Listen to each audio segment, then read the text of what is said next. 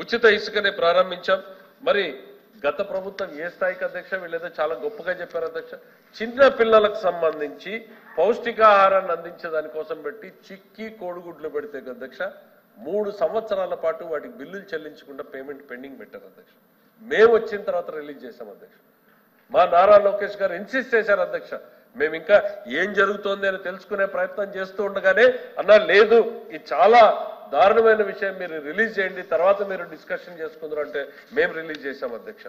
రోడ్ల మరమ్మతు అధ్యక్ష, మీరు చూశారు అధ్యక్ష, రాష్ట్రంలో రోడ్లు ఏ స్థితిలో ఉన్నాయి. ప్రజలు ఓట్లేసింది ఈరోజు మా మాటల మీద నమ్మకాన్ని విశ్వాన్ని ఉంచి ఒకవైపు అయితే, రెండో వైపు ఆ ప్రభుత్వం గతంలో అవలంబించినటువంటి దుర్మార్గపు నిర్లక్ష్యపు విధానాల అధ్యక్ష. రోడ్లకి మేము వచ్చిన తర్వాత అధ్యక్ష గతంలో చేసిపోయినటువంటి కాంట్రాక్టర్లు ఎవరో కూడా మాకు సంబంధం లేదు అధ్యక్ష. 1200 కోట్లను రిలీజ్ చేశాం అధ్యక్ష. ఎందుకు? వాళ్ళు బకాయిలు పెట్టిపోతే, కాంట్రాక్టర్లు పని చేయకుండా ఆగిపోతే వ్యవస్థ నడవాలి అనేటువంటి ఉద్దేశంతో వాళ్ళకి రిలీజ్ చేశాం అధ్యక్ష. 1వ తారీఖునే జీతాలు ఇస్తున్నాం అధ్యక్ష. కళ్యాణి గారు మాట్లాడుతూ ఏదో సోషల్ మీడియాలో వచ్చినవన్నీ శాసనసభలో మాట్లాడతారు అధ్యక్ష.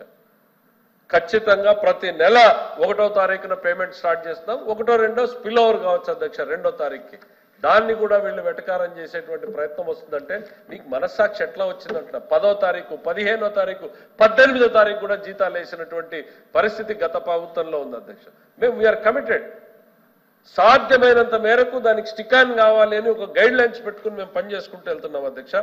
మరి అట్లానే విభజన హామీల్ని అమలు చేసే దిశగా కేంద్రంతో మాకున్నటువంటి సాన్నిహిత్యాన్ని బట్టి ఈరోజు అమరావతికి 15,000 కోట్ల రూపాయలు తీసుకొచ్చాం అధ్యక్ష. అమరావతికి 12,500 కోట్ల రూపాయలని తీసుకురావడం జరిగింది అధ్యక్ష. దీంతో పాటు కర్నూలు జిల్లా ఓర్వకల్లు, కడపలోని కొప్పర్తి పారిశ్రామిక వాడలకు 25,000 కోట్ల రూపాయల పెట్టుబడులు అధ్యక్ష.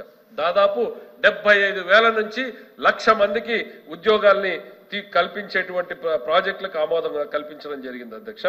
మరి 55,000 కోట్ల రూపాయల విలువైనటువంటి జాతీయ రహదారుల్ని శాంక్షన్ చేయించడం జరిగింది. ఇవన్నీ కేవలం 4 నెలల్లోనే అధ్యక్ష.